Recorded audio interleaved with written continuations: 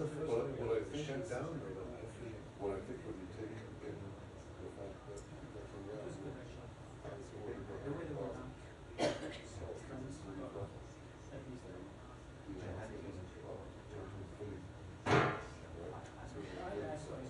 and at the same time Did you go to shuts down Jazeera, and at the same time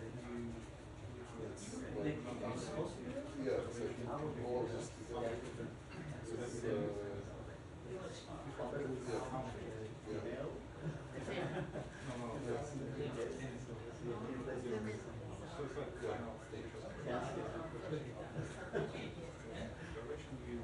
So I'm still waiting for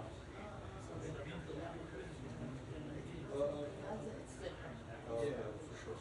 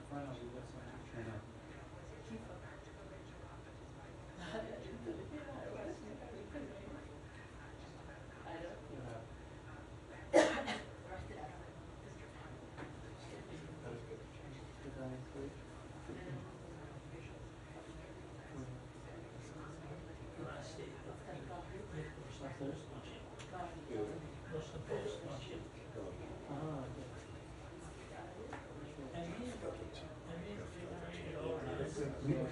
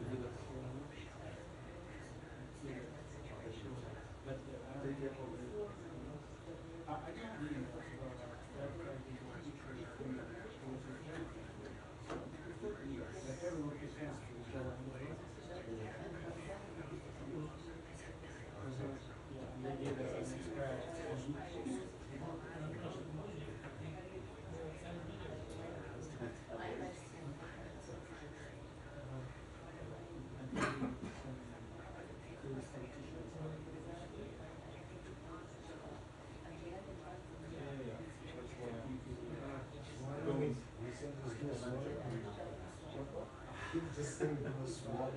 Yeah. They just announced that we want to prepare for Hamas is nothing special. Israeli officials everything is small.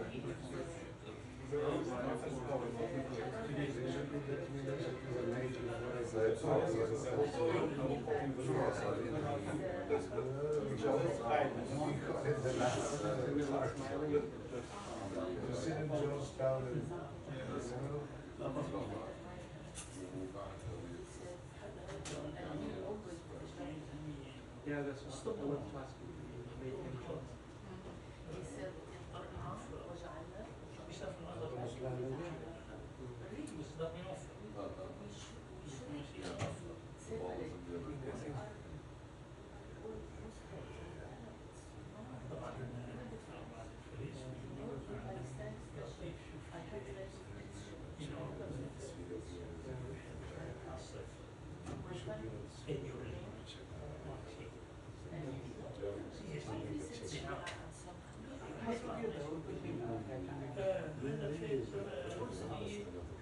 the interview is published? याद है Where the interview is published? To you, ज़्यादा बेहतर है share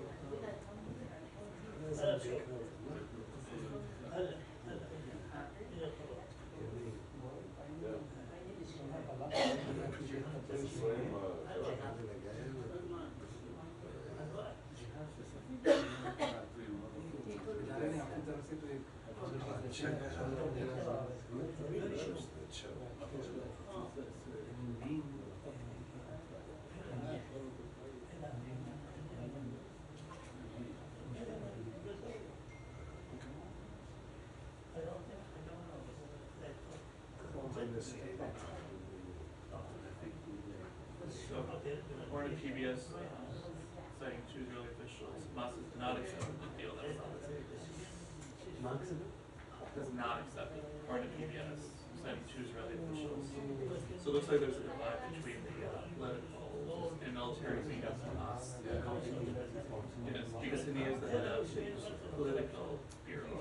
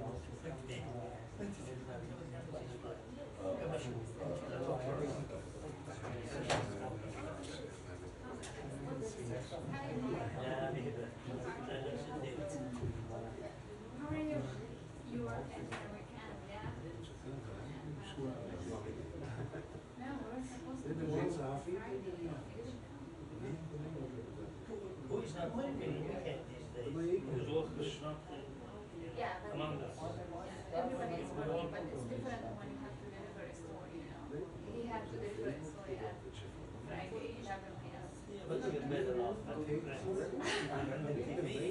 Yes. I know. Yes, yes. No, nobody. Me and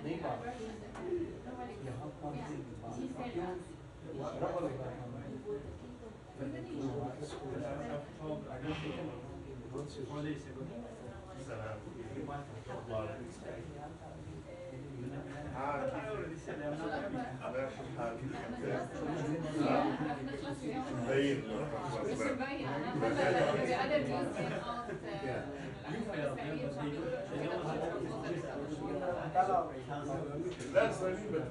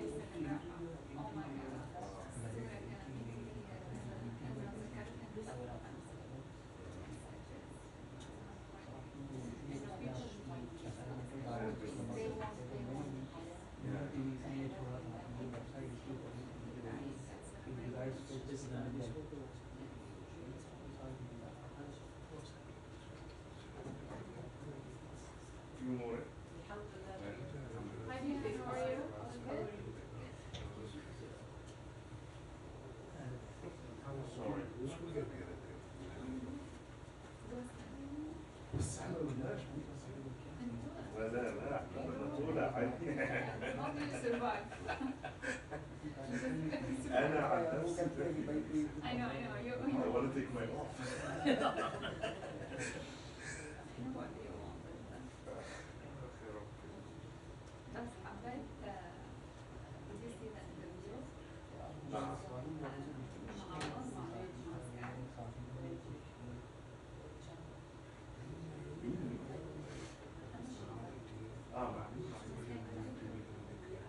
عمل معاهم في القرار العسكري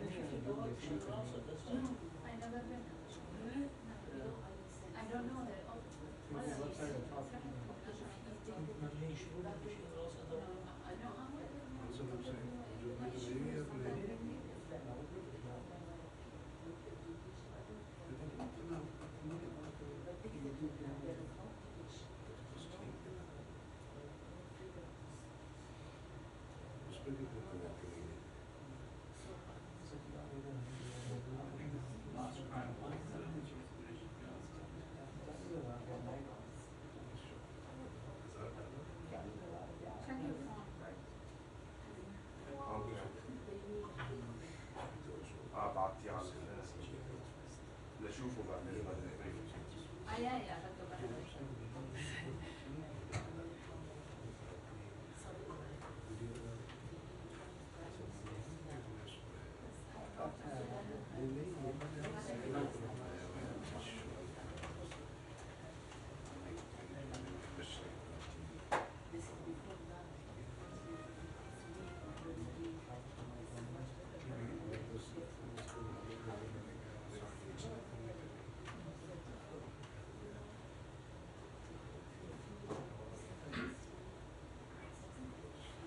بس غريب هاي الوصل يعني الافتتاح لا بس احنا المؤسسات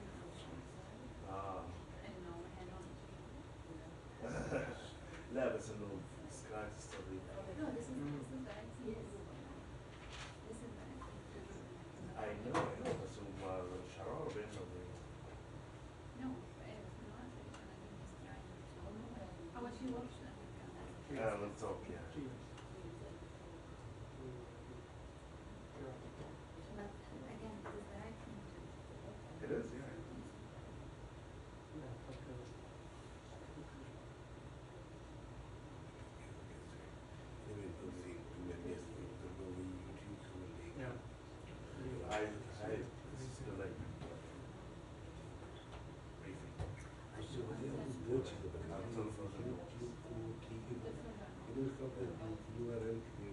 Where'd you see that? I got finished they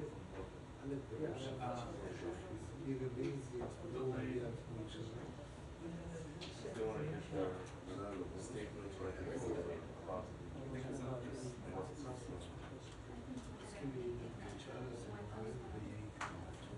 yes, that's what we have. White House and White House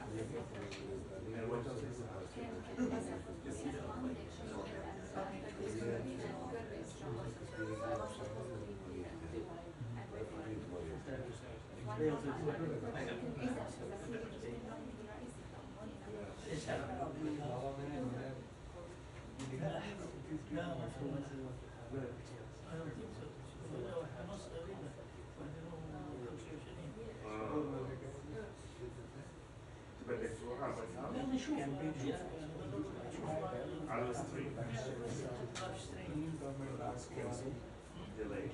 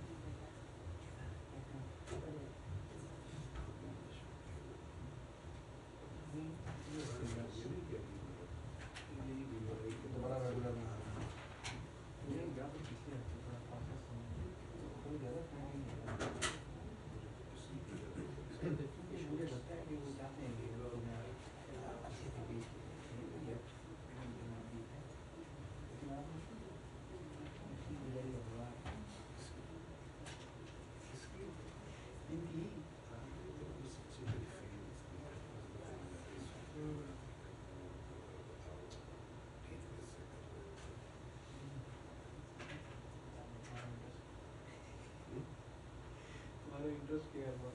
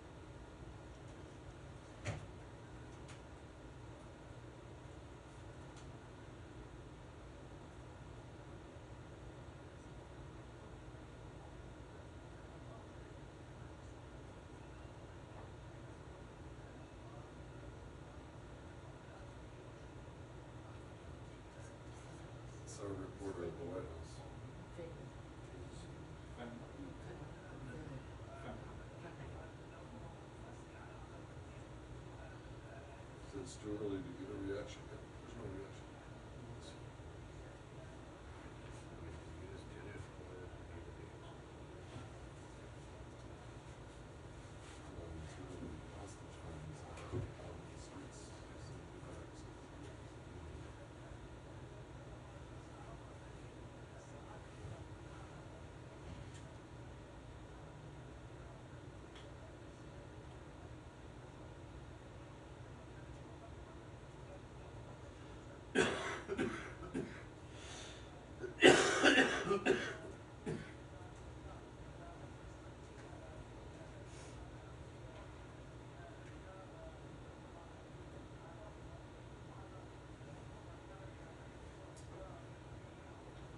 They're celebrating in the streets of Rafah.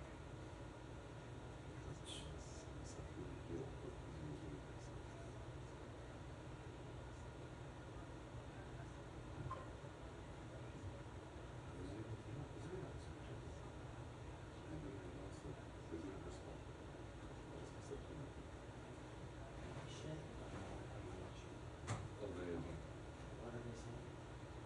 well, our reporters at the White House right now just talking about reaction from here. There's no reaction yet. But just saying that, you know, Biden talked to Netanyahu this morning. Yeah.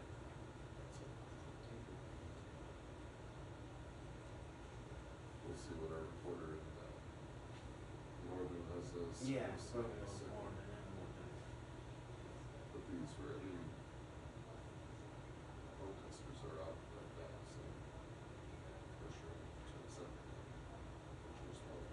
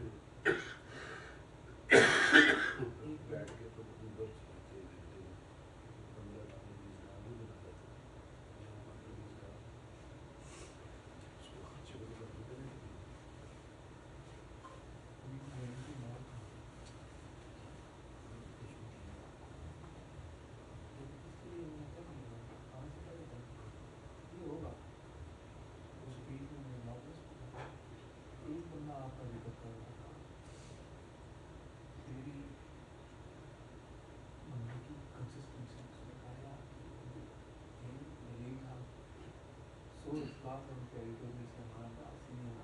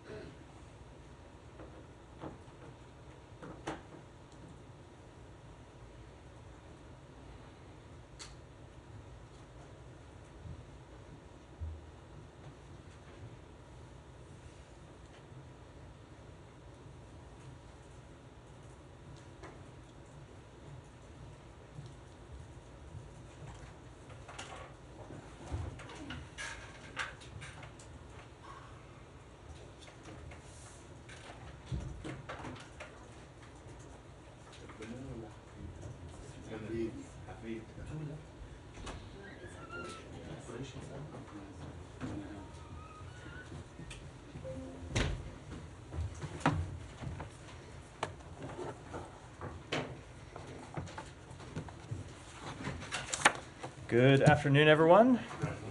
Don't have any opening comments, so You Matt? have nothing to say. I think Nothing is going on I in think the I world. imagine what your first question is going to be. So Well, so actually, go ahead. you know what? I'm going to surprise you because I don't want, before we get into the long back and forth about Rafah and the ceasefire, I want to ask you if you can just answer this straight and simply and straight about the Israeli closure of Al Jazeera.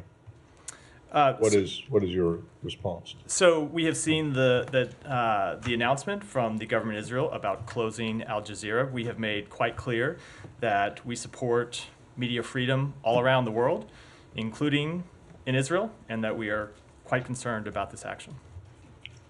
You're quite concerned about this action? Are you asking the Israelis to do anything? So as the president said on May 3rd, journalists and media workers are an essential part of any democracy because well-informed dissent is critical to building stronger and more successful societies, and we will continue to support and advocate for free and independent media around the world. We think Al Jazeera ought to be able to operate in Israel as they operate in other countries in the region. So you oppose? We do. You oppose? We do. Okay, all right. Then getting on to, so you've seen these reports in the last hour about Hamas accepting a ceasefire, but also the Israelis ordering or telling people in Rafah to get out.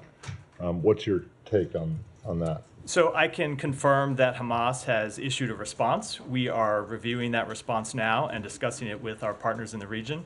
As you know, Director Burns is in the region working on this in real time. We will be discussing this response with our partners over the coming hours. We continue to believe that a hostage deal is in the best interests of the Israeli people. It's in the best interests of the Palestinian people. It would bring an immediate ceasefire. It would allow increased movement of humanitarian assistance, and so we're going to continue to work to try to reach one. And so, but you haven't made any determination about whether this is whether they're accepting what is on the table or they're accepting something that is different. We have only received the response in the last hour, 90 minutes, and as I said, are going through it now and discussing it with partners in the region. So I don't want to characterize the nature of that response just yet. Okay, thanks. Yeah, Shannon. Can I follow up on Al Jazeera? Wait, Shannon, go ahead. Thank you. There have been some reports that from Israel that perhaps Hamas agreed to a proposal that was put together by Egypt and Qatar that was softer than the initial framework that was in the works last week. Is it possible that there has been a different proposal that the U.S. is not involved with the tracking? So I've seen those suggestions. I've seen some of those reports, and I hope you'll understand that because we are still reviewing the response that has come in, and because we are working on this in real time and trying to reach an agreement, I'm just going to decline to comment on detail about any of those reports. We're going to be discussing this response with our partners in the region in the hours ahead.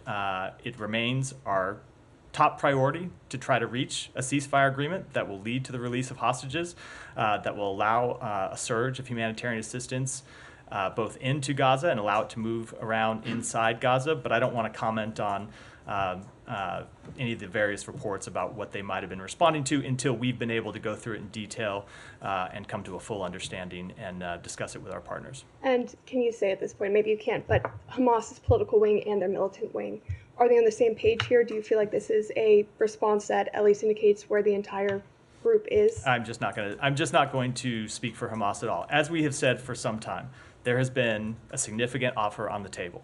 The ball has been in Hamas's court. We have made clear that they should accept that offer, that Israel made significant compromises, showed that they wanted to reach an agreement that would lead to the release of hostages, that would bring an immediate ceasefire, and we have hoped that Hamas would take the deal that was on the table. Now, as to what's in their response, what it looks like, we're going to review that and withhold judgment until we've had a chance to conduct a full review. Can I ask about the threatened Israeli offensive in Rafah? In the hours before this, there were lots of reports about evacuations, not just reports, but Israel is talking about evacuations from Rafah.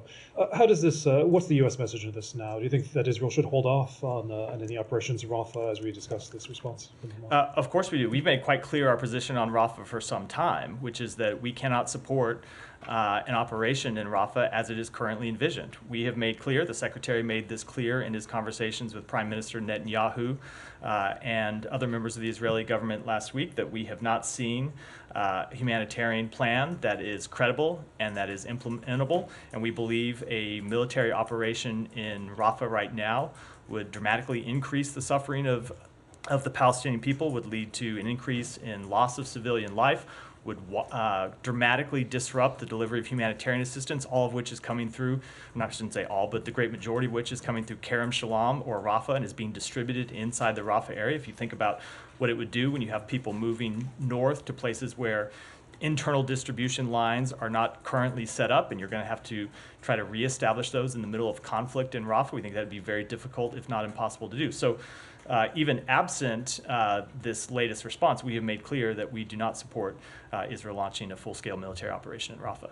Sure. I mean, you just said it in terms of that's the standing U.S. position on this, but has there been any communication with the Israelis about, I mean, in the past hours or so, about the response from Hamas and how this affects the situation in Rafah? Is there a message? I'm just not going to get into our those conversations. As I said, we just literally in the past hour, 90 minutes, received that response from Hamas in the first place. Of course, we will be discussing it with Egypt, with Qatar, with Israel, the three countries with whom we have been working throughout this negotiation process. But I don't want to get into the timing of those, but obviously if those conversations have not already started, they will be ongoing in the next several hours.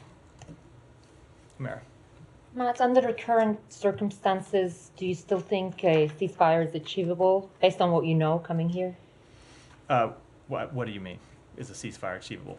Like a ceasefire is what we are trying to achieve. Yes, but I mean, over the weekend there was a quiet impasse, and right now Hamas has accepted it. But from Israel, we're hearing that that's not the proposal that we've sent. That's a softened version that throws into the whole thing into doubt. And I think I'm just wondering, what's your sense? A ceasefire is absolutely achievable. There has been a deal on the table, a proposal on the table that would achieve an immediate ceasefire and the release of hostages. Now, as for Hamas's response, which I think gets to your question, again, I don't want to characterize it in any sort of detail until we've had a chance to review it in depth and talk with our partners in the region about it. And one thing on the humanitarian aid, last week when Secretary was in Israel, there was an increased emphasis during his trip on the delivery of humanitarian aid. We visited Kerem Shalom, which got shut down over the weekend after the Hamas attack. But can you give us a sense of what a Rafah offensive, how that would impact all of Gaza? Because there are issues with distribution in the north. If we have a Rafah offensive in the south, could there be any meaningful humanitarian aid delivery in the north? So let me just speak broadly to all of Gaza first, and then I'll come to the north. So certainly a Rafah operation would make it incredibly difficult to sustain the increases in humanitarian assistance that we have been able to deliver over the past few weeks since the president's call with Prime Minister Netanyahu on April 4th. You have seen an increase in the number of trucks going in through Kerem Shalom. You have seen an increase in the distribution inside of Gaza, including inside southern Gaza.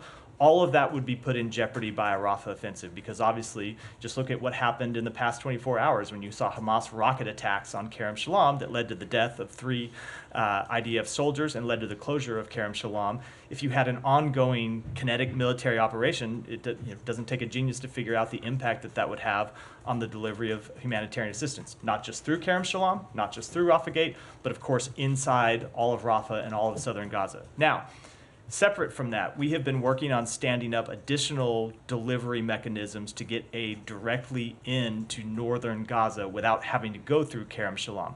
Not because we anticipated an upcoming Rafah operation, but because it's so difficult to get aid through Kerem Shalom and then move it all the way to the north of Gaza. So that's why you saw the opening of Erez Crossing, which is something that the president insisted on and something that we achieved last week when the secretary was there, first in Jordan and then in Israel. So you can have trucks move directly from Jordan through Erez Crossing in the north, not have to go all the way to Kerem Shalom, come back up north.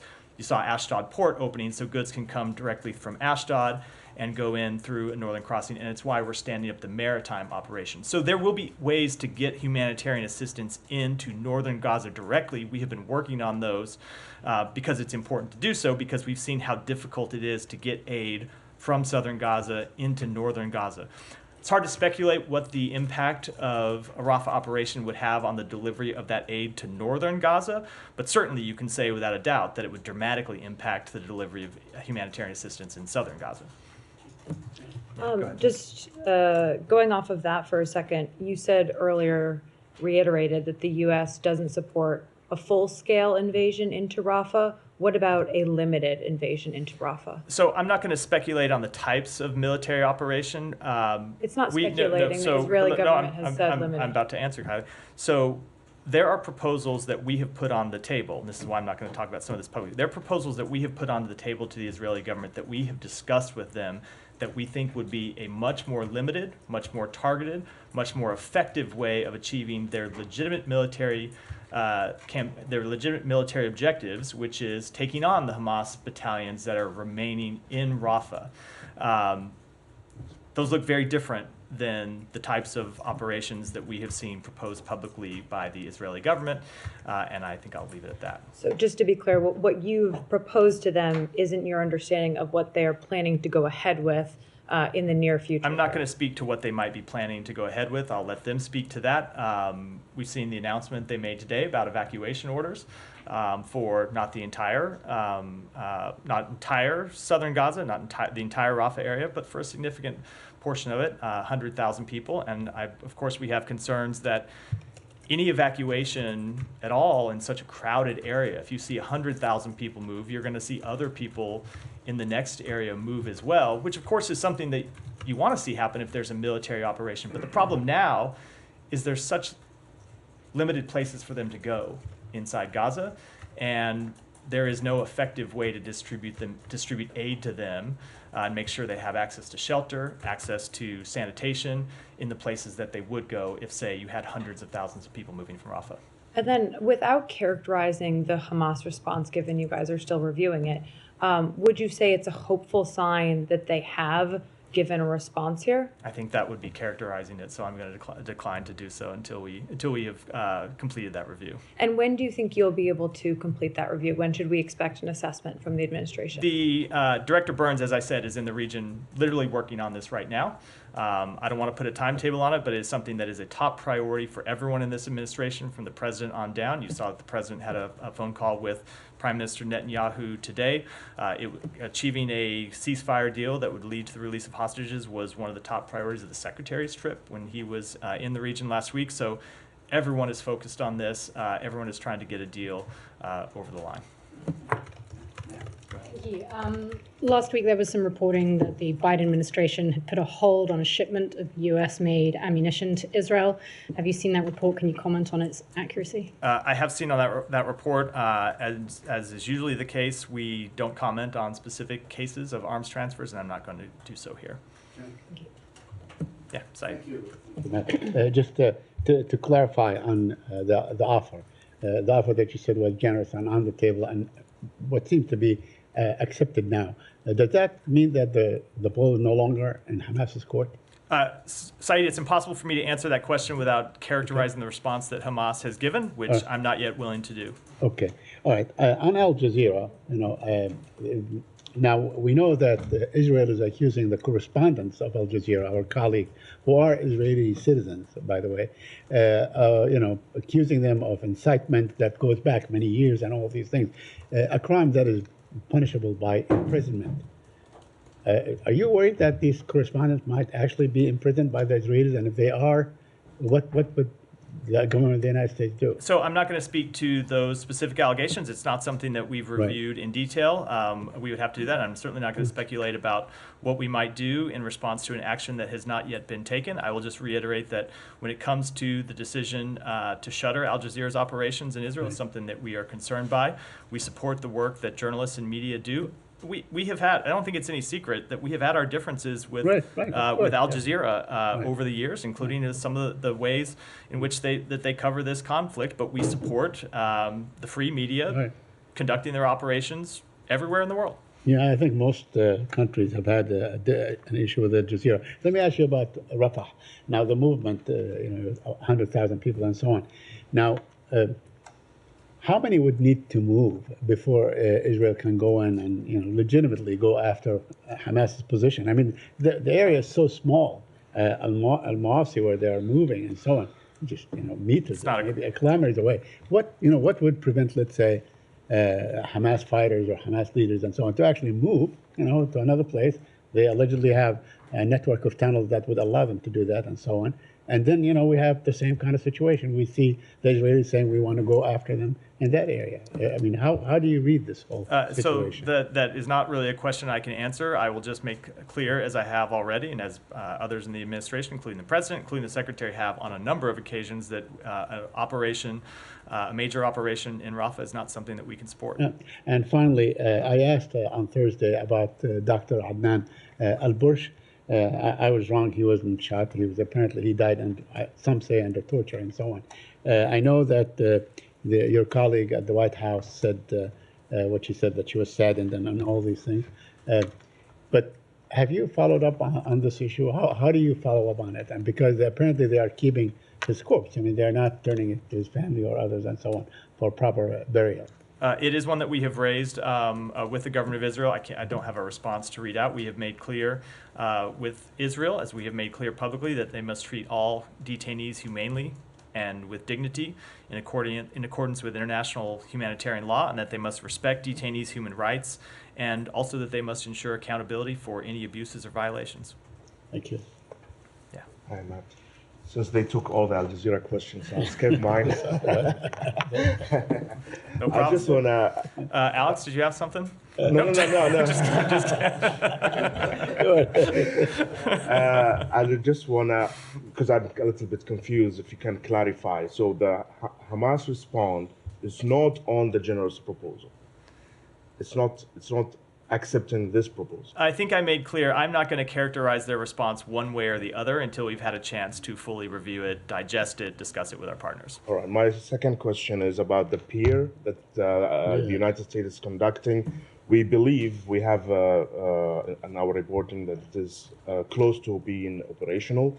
Can you just tell us how this pier will operate? I mean, who will have the upper hand in making this? So it is something that we have been trying to complete as soon as possible. And when I say we, I mean largely our colleagues at the Pentagon who are constructing the pier. We've been involved in liaising with humanitarian groups that will be involved in the distribution of humanitarian assistance once it comes in to Gaza. But with the actual timeline for the launch of the pier and its operation, any details, I'm going to defer to the Pentagon to comment on those in any detail. By the way, on the pier itself, it was said over the weekend that it was moved to Ashdod because of some high winds and waves and so on. Do you have any comment on that? I'm going to defer to the Pentagon for any of those operational kind of details. They're the ones that are responsible for constructing and moving it and ultimately launching it. Michelle, go ahead. Do a few more in the Middle East before we... Did you ask Qatar to expel Hamas leaders from Doha, and is it the time for these leaders to leave? I am not going to speak to private diplomatic conversations. As we have said a number of times, the Secretary in his conversations has made clear with a number of partners in the region that any relationship they have with Hamas, any influence they have with Hamas, they should use to make clear to Hamas that it needs to accept a ceasefire deal that includes the release of hostages. And he has also made clear publicly that at the end of this process, there can no longer be business as usual with Hamas as existed in too many places before October 7th. And I think I'll decline to comment any further. Thank you. Any more in the region? Yeah, go ahead. Go ahead. Thank you. For World Press Freedom Day last week, the Secretary did put out a statement about that.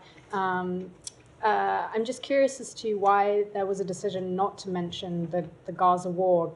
Granted that many journalists are being affected by a lack of press freedom around the world and also being killed in various conflicts, but there was a substantial number of journalists that were killed in Israel and Gaza at the end of last year. Was there a reason why that wasn't mentioned? No, the Secretary has spoken to that a number of times, including in the region, including speaking directly to the colleagues of journalists in some instances who have lost their life tragically.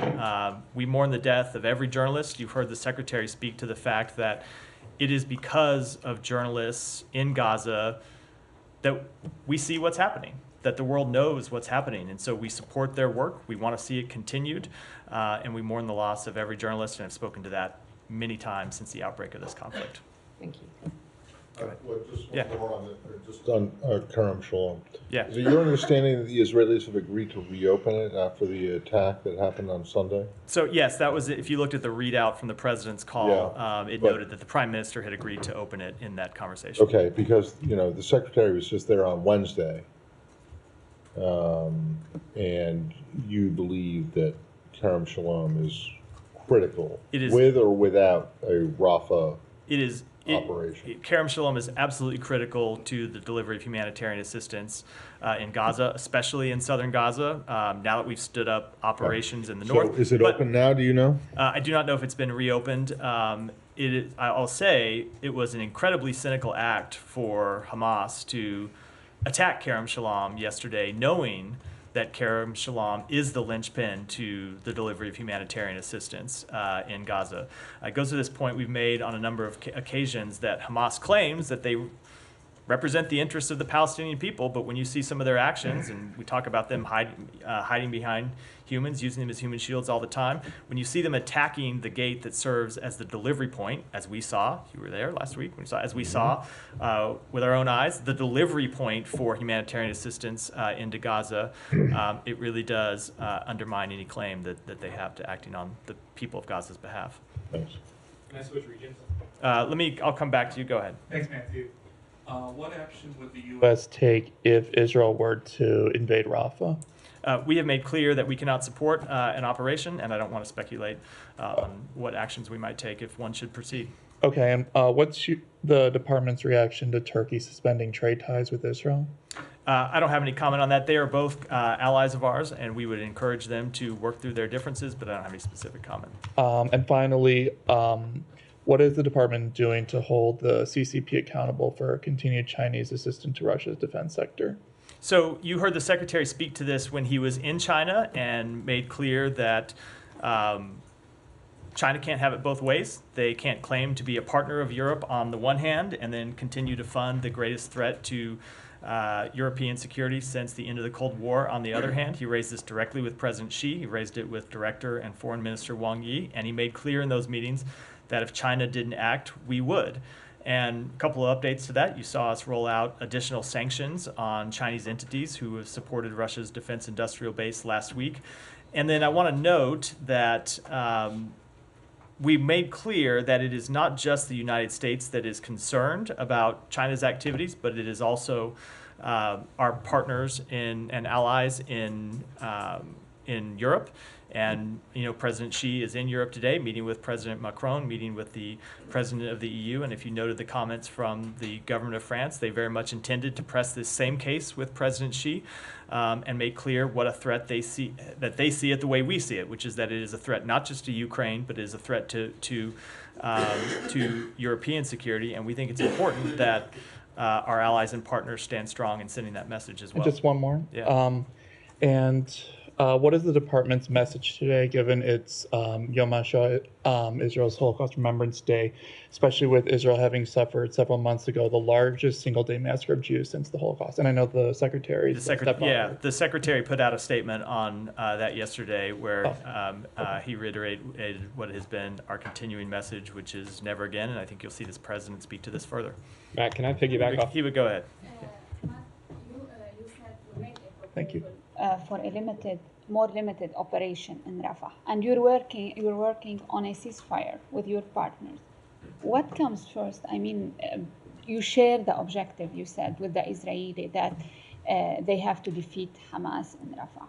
But since you are working on a ceasefire, it's a little bit confusing. What you support, what's the priority here? Our immediate objective is to achieve a ceasefire that alleviates the suffering of Palestinian people, that secures the release of hostages. And then we want to build that ceasefire, as we have made clear, into something more sustained and something longer lasting. I'm a little bit of a bind here because I can't really speak to the options that we have proposed to Israel. You can see why we would want to keep those confidential, but we have proposed options that we believe are more effective and would be more effective in dealing with the threat that Hamas poses, and those are options that they could pursue, and I think I'll leave it. Unfortunately, I have to leave it at that.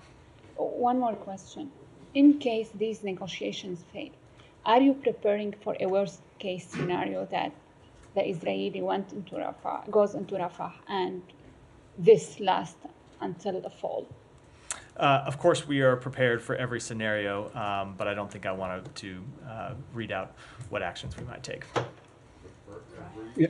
Well, that's a fair point, Matt. Every scenario that you can reasonably predict, we prepare like aliens come down. That's why I said every scenario you can You're reasonably prepared for predict. that one If too? that happens, I'll run to the hills right behind you, probably. Nike, go ahead. Yeah, are we ready to move on to different regions? Sean, go ahead. I know you. Sorry, Nike, I tried. It's the record reflect I called on you, and Sean, the head of the State Department Correspondent Association, stepped on your question. Exactly. Well, gladly defer to Nike. Gladly defer to Nike after this. I presume I'm probably not going to answer this, but the just for a question I'm not even going to answer. Exactly. Sorry, go ahead. But just a couple of moments on a serious note. Just a couple of moments ago, the Israeli army is saying that the evacuation orders that it issued earlier, confirming that this is preparation for a ground invasion. I know they've been speaking about a ground invasion, a ground operation in general terms for some time. Do you have any further comment on that? I mean, whether you have signs that the Israelis are actually going ahead imminently with the ground operation? I'm just not going to speak to their military activities. We have made quite clear that we oppose a military operation there, and I'm going to leave it at that. Nike, Thank you. go ahead. On Russia President Vladimir Putin will be set to start another 6-year term on Tuesday. Do you have anything on that? I understand the U.S. Ambassador Tracy is currently out of the country. My question is anyone from the U.S. Embassy attending his inauguration ceremony, or is the U.S. joining other countries to boycott? No, we will not have a representative at his inauguration. U.S. is boycotting? We will not have a representative there. You can draw your own conclusions. Alex, go ahead. Does that mean that you don't consider Putin a legitimate president? We certainly did not consider that election free and fair, but he is the president of Russia and is going to continue in that capacity. Let me get your immediate reaction to reports about Russia's planned nuclear drills. How much it will complicate the situation, and what kind of response will that invite from the United States? So Russia's rhetoric, nuclear rhetoric, has been reckless and irresponsible throughout this conflict. That said, we have not seen any reason to adjust our own nuclear posture and in response to these announcements, nor any indications that Russia is preparing to use a nuclear weapon in Ukraine. Thank you. I have two more on South Caucasus, if I may. On Georgia, we had a protest in front of this building on Saturday. Georgia Americans were asking the State Department to impose sanctions on Ivanishvili and the GD MPs, not for the actions that they might or might not take, but the actions they have taken already. So are you considering any measure? I'm just not going to make any sanctions announcements. Whether that relates to what we might do or what we are considering is typically our practice here. We heard from senior officials this building. It feels like you guys are expecting some U-turn in this case, or some off-ramp, by suggesting that Ivanishvili might be misinformed. So all the statements we have heard from him are not his or reflecting his viewpoints. Is that a reflection of what we have heard from them? I'm not going to characterize at all. We are going to keep pressing our case, which is we believe that the law that they are considering would put Georgia on a precarious trajectory. It would jeopardize Georgia's Euro-Atlantic path and undermine the U.S.-Georgia relationship, and we will continue to make that clear, and they will make their own decisions. And thank you. Finally, on Armenia, Azerbaijan, the ambassador to Baku today for the first time visited Karabakh. Let me get you a sense of significance of it, and we are in this week the ministerial in Kazakhstan. What are your expectations? I don't have any comment on that or any expectations. Go ahead. Yeah, thank you, Matt. A question on Iran. As you may be aware, the IKR President Najib Barzani, he's in Iran with an official visit with the purpose of finding solutions to the disputes between Iraq, Iran, and Kurdistan region. How does the U.S. view this visit and efforts? Do you have any comments on that? So we have consistently encouraged de-escalation in the region, but we don't have any comment about the specifics of that trip. I would leave it to the Kurdistan regional government to comment more in detail on President Barzani's travel. And one more question. Do you think that having these kinds of discussions with Iran could help and lift any impacts on the Iraqi stability? Because we witnessed they attacked the Iraqi Kurdistan, and there were a lot of tensions between these two capitals? So I don't want to speak to these specific conversations, but of course we have always encouraged any conversations that would lead to de-escalation and would lead to further stability in the region, including vis-a-vis Iran, which of course has been one of the greatest contributors to instability in Iraq and elsewhere in the Middle East. And last question, as we are speaking of Iran, minutes ago, the Iranian foreign minister put a post on X, and he said that we send Hamas response to the plan proposed by Egypt and Qatar. What he said that to stop the attacks by Israel, and second, exchange prisoners, and third, lift the human blockades. And now the ball in the opposite court. We are honest with in our intentions. This is what he posted. So how do you see the Iranian role in bringing the Gaza conflict into the end? And bringing a Gaza conflict to an end, I see no Iranian role in bringing a Gaza conflict to an end. You've seen Iran be one of the greatest instigators of this conflict in the first place, from financing Hamas and supporting Hamas to financing and supporting Hezbollah and other groups that have contributed dramatically to instability, not just when it comes to attacks on Israel, but when you look at their proxy, the Houthis, and attacking international shipping and greatly destabilizing the region. So no, I don't see Iran playing any kind of productive role. And they are not honest. That would be completely out of character for them. They are not honest with their intentions, what he said on his post. They're not what? Honest with their intentions. With Iran's honest with their intentions? No, I would not characterize them as honest with their intentions. When it comes to the specific comments that they made about Hamas's response, I'm not going to comment on those because, as I said, we're reviewing their response, so I don't want to confirm what may or may not have been in it. Thank you. Go ahead. Thank you, Matt. So can I just get your reaction to this? Over the weekend, a Moscow court sentenced a Russian Falun Gong practitioner to 2 months in detention for her beliefs. It's the only other country outside of communist China to incarcerate a citizen for the meditation practice. Jake Sullivan said that he wasn't surprised by this, as China's, Russia relies on China's economic and technological support. So given these circumstances, what's the State Department doing to address the broader implications of the spread of China's persecution of Falun Gong into Russia, possibly in exchange for support? Let me take that back and get you a specific response since it relates to this one case that you mentioned. Thank you. Yeah. Go ahead. A little over a week ago, China held unity talks between Hamas leaders and Fatah. Sir, and they, I think it resulted in them just saying that they're agreeing to keep talking. Yeah.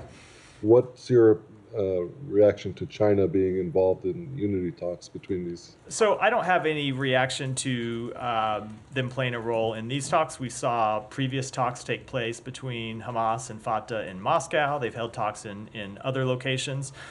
Leaving that aside, we have long said that if China wanted to play a productive role in bringing this conflict to an end, that is something that we would welcome. If they wanted to play a productive role in helping prevent escalation in the region, that is something we would also welcome. The Secretary has spoken to his counterpart, Director Wang Yi, 6 times since October 7th to press this case, to press China, to use all of its influence in the region.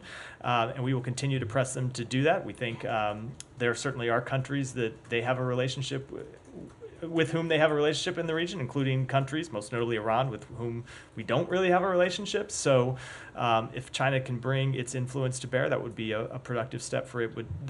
It would be a productive step that it could take that would benefit the region and benefit the entire world. One more on Saudi Arabia. Yeah. The other day you had said that in order for normalization to take place between Saudi Arabia and Israel, that Saudi Arabia is looking for calm in Gaza. Correct. As well as a path to peace. That path to peace, is that the Oslo Accords? Is that something different than Oslo? Is that expanding on Oslo? Or? So I don't want to get into the details because it's something that we still continue to talk with Saudi Arabia about, but it is a path to the establishment of an independent Palestinian state with security guarantees for Israel, and the details of what that would look like is something that we're continuing to discuss with them. So would that make Oslo irrelevant? I don't want to, it is a negotiation and a discussion that is ongoing right now. I don't want to characterize it in any way with respect to how it would interact with past agreements. Thank you. Yeah, go ahead. Thank you. Yeah. A ceasefire deal doesn't end the war in Gaza. It means returning to fighting again and more Palestinian civilian victims, as it's happened daily. tens of thousands have already murdered due to the bombing and the famine imposed by Israel, most of them children and women. My question, why the U.S. doesn't intervene to stop the war completely? I mean permanent ceasefire, especially that the Palestinian civilian killed with the American weapon. So we have been working incredibly hard, it's been the focus of most of this briefing, to achieve an immediate ceasefire that would stop the fighting in Gaza and would alleviate the suffering of the Palestinian people, those who have died as a result of the conflict, and also those who are suffering as a result of lack of humanitarian aid or inability to access humanitarian aid. Now, that's the first step. We want to get an immediate ceasefire, and then we do want to see it turn into something more durable. We're going to try to work to bring this conflict to an end as soon as possible. That said, and I know I've hammered on this in the past, and the Secretary has hammered in the past, Hamas could achieve an immediate ceasefire right now. Hamas, the entity that started this conflict by murdering civilians, innocent civilians, could lay down their arms, could surrender, and stop putting the Palestinian people in harm's way. So when people ask questions about Israel that are legitimate questions, and when they ask questions about us that are legitimate questions, I hope people will also realize that Hamas played the instigator role in beginning this conflict and could end it today if they wanted to. But it's not permanent; it's temporary. We are trying, as I just spoke to that in my answer. Yes, excuse me, another question. That IDF already requested the people in Rafah to evacuate. I wonder if the evacuation for Palestinians in Rafah across the Egyptian borders being considered? So Egypt has made quite clear that they do not want to see the displacement of the Palestinian people. It's not just Egypt. We have heard that from virtually every country in the region, that they do not want to see Palestinians displaced because of the very unfortunate history in that regard, and we have made clear to the Israeli government that the Palestinian people shouldn't be replaced or displaced. Now, one of the major risks of a full-scale Rafah operation is that it would destabilize that border between Gaza and Egypt and would lead to that sort of displacement, which would destabilize the Sinai Peninsula, of course. It's another reason why we believe such an operation is a bad idea in the first place. Okay. Yeah, go ahead. Thank you very much. U.S. House Democratic leader Hakeem Jeffries said on Sunday that the United States will have to send troops to Ukraine if Ukraine is defeated in conflict with Russia. Any chances that is a real option? I'm just not going to comment on statements made by members of Congress. The president has made clear that he will not send U.S. troops to fight in Ukraine. Okay. And one more question. Can you explain why is it okay for the United States to have a law on foreign agents, and it's not okay for Georgia or Russia to have one? So the difference is in the nature of those laws. When you see the United States Foreign Agents Registration Act, it is to people who are acting on behalf of a foreign government, not people who are doing legitimate non-government organization work, who are doing humanitarian work, who are doing civil society work. It's a very different type of thing. I've seen those false equivalencies drawn in the past, and when you look at the text of the proposal in Georgia and the text of the proposal that has been passed due to Kremlin influence in other countries, they are very different than the type of law that we have on the books here in the United States. Go ahead. Thank you very much. Question is regarding the United States priorities on the normalization talks regarding Saudi Arabia and Israel. As National Security Advisor Jack Sullivan mentioned, insisted in an interview that the administration will enter in any defense pact with Saudi Arabia if only it normalized ties with Israel. So question is it diplomacy of United States for integration of Israel in Middle East, or it's another defense pact by the United States to counter Iranian-backed movements in future from the Middle East? I'm not sure I completely understand the question, but I will say I don't want to get too much into the details of our negotiations with Saudi Arabia and the ongoing discussions, but that we continue to work to finalize both the bilateral pieces of such an agreement as well as what the pathway to an independent Palestinian state would look like. Secondly, Canadian authorities arrested 3 individuals linked with the killing of a Sikh leader Hardeep Singh Nijjar. United States have many findings on the connections of Indian foreign operations at U.S. soil, as Wall Street Journal reported last week regarding the connection of Indian government with some targets here in the United States. So with this recent development, what United States have more to take up with the Indian administration? So I would refer you to the Canadian authorities to speak to the details of the investigation there with respect to the indictment that was returned in the United States. I'll let the Department of Justice speak on behalf of that in detail. And then the only thing further I'd say when it comes to the State Department, we made clear when these allegations were first made public that it's something we think India should take very seriously and investigate. They opened a committee of inquiry to look into the matter, and that work is ongoing, and we'll wait to see the results. But we made very clear that it's something that we take seriously, and we think it's something they should take seriously as well. Hudson. Matt, apologies for not asking you the Israel section, but I had nosebleed seats today, so I didn't get it. But I'm just happy to see you here in the briefing. Great to be here. In response to the Axios report that the U.S. is withholding an ammunition shipment to Israel, the Biden administration has told several reporters around town that the U.S. has surged weapons into Israel since October 7th. I'm kind of curious about this response because for much of the conflict, the administration has downplayed reports about the near constant approval and shipment of arms to Israel. I'm just wondering if you could clarify, what's the case? Has the U.S. been surging weapons to Israel since October 7th or not? So we have provided weapons to Israel since October 7th. We have always made clear that we are committed to Israel's defense. That's commitment to Israel's security remains ironclad, and that includes providing security assistance to Israel since October 7th to ensure that the attacks of October 7th can never be repeated. Thanks. Kylie, and I'll come to Humera.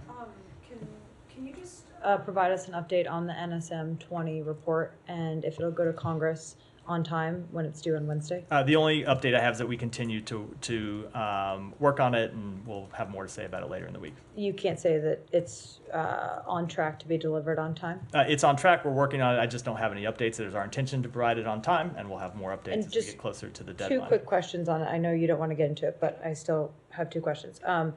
There are concerns among lawmakers that the political military bureau in this building is leading the drafting of the report, and I wonder how you respond to that. So I'm not going to get into the internal mechanisms that we go through to develop such a report, but I will say that a broad spectrum of the department will contribute to this report. People will have a chance to make their views known. People will have a chance to offer their assessments of what they've seen. It's important that different bureaus inside the department, which bring different skills to bear and different points of view and different capabilities, have the chance to review both of the tasks that we were given in the report, both when it comes to compliance with international humanitarian law and the delivery of humanitarian assistance. And we expect all of them to speak candidly about what they've seen and make their recommendations and make their honest assessments, and we'll deliver a report that reflects that. And one more question. The memorandum requires all recipients of U.S. weaponry, including Israel,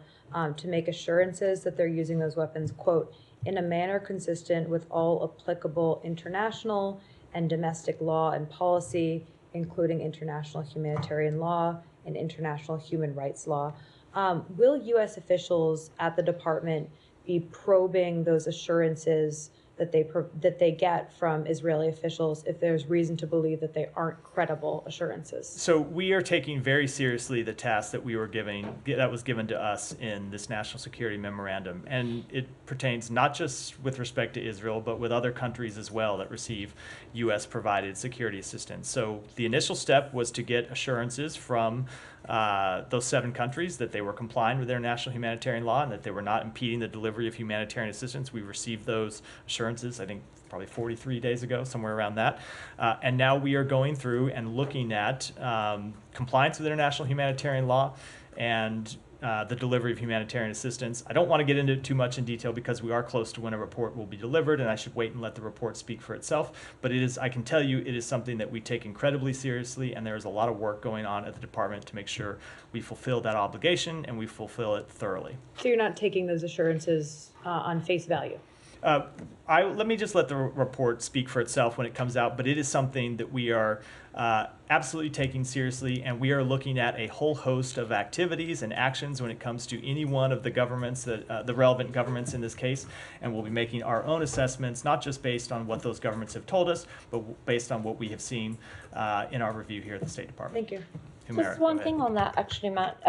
So when the report is produced, we have reported that there are some U.S. officials at the State Department who have raised serious concerns about Israel's possible non-compliance with international humanitarian law, and what they say is it's arbitrary restrictions on humanitarian aid. So when you produce that report, you're basically weighing in on whether the assurances are credible or not. Is there going to be a section where you address those countering, let's say, opinions from different bureaus, or is it just going to be we found that credible or not? This is going to be a very unsatisfying answer, but you were just going to have to wait I'm used to that. until sorry about that, until the report is complete. But I will say that one of the strengths of this department is that we have people with a rich diversity of experiences, a rich diversity of expertise, and a rich diversity of views, and the Secretary takes all of those seriously. He takes all of their point of views seriously, and the entire senior leadership of the department looks at the entire landscape when compiling, when going through an exercise and compiling a report like the one we're doing right, here. but really, from a format point of view, it's just going to have like one assessment. And that I'm just not gonna speak to. Okay, and will there be a because you said in your answer to Kylie, you said we collect recommendations. Can you confirm there's going to be a recommendation one way or the other from the legal department? I'm just not going to speak to the internal mechanisms of a report that is still being compiled. Okay, thank you. you. Go ahead, Saeed, and then Sean, and then we'll wrap. Yeah, very, very quickly, but on breaking international law and so on, is the threatening of the ICC by Israel or even by members of Congress itself a violation of international law? The threat itself? I am not enough of an expert in international humanitarian law to speak to that. We have made clear that we do not believe the ICC has jurisdiction in this case. And I'm just saying the threatening of the ICC by Israel. You should take it up with an international humanitarian lawyer. Go ahead, Sean. Sure. Two things, two different topics. Rwanda. The Rwandan government didn't really like a statement that you issued last week, saying that the Rwandan Defense Forces were involved in the attack near Goma on the east of the DRC, saying that the statement's ridiculous and that the Rwandan forces weren't involved in that. Do you stand by that? Has there been any communication with Rwanda? We absolutely do. The attack in question came from the Rwandan Defense Forces and M23 positions on the Muganga IDP camp. The government of Rwanda must investigate this heinous act and hold all of those responsible accountable, and we have made that clear to them. Yeah, has there been a communication directly with the Rwandans? I'm not going to speak to diplomatic conversations, but we have made quite clear what we think about this act and the fact it ought to be investigated. Great. And then a completely different topic, Mexico. There 3 surfers were killed, one of them an American. Do you have any lines, any communications with the U.S.? Yeah, so we can confirm the death of a U.S. citizen, Carter Road, near Ensenada, Mexico, and are closely monitoring the situation. We offer our sincere condolences to the family on their loss. We are coordinating with local law enforcement on their investigation into the matter, and out of respect for the privacy of the family, we will decline to comment further at this time. And with that, wrap for today. Thanks, everyone. Thank you.